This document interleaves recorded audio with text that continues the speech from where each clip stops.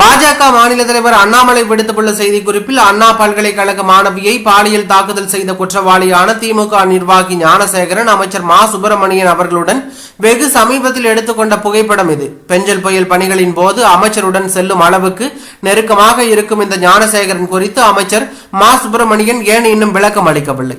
குற்றவாளி திமுகவை சேர்ந்தவன் என்பதை மறைக்க இன்னும் எத்தனை நாட்களுக்கு பொய் சொல்லி ஏமாற்றலாம் என்று நினைக்கிறது திமுக அரசு? திமுகவினருக்காக மட்டுமே இந்த ஆட்சி நடக்கிறதா? முதலமைச்சர் மு.க.ஸ்டாலினுக்கு நமது சகோதரிக்கான நியாயத்தை விட திமுகவை சேர்ந்த குற்றவாளி முக்கியமாகிவிட்டாரா? ஷேம் ஆன் யூ ஸ்டாலின் என்று அண்ணாமலை தெரிவித்துள்ளது பரபரப்பையும் அதிர்ச்சியும் ஏற்படுத்தி உள்ளது.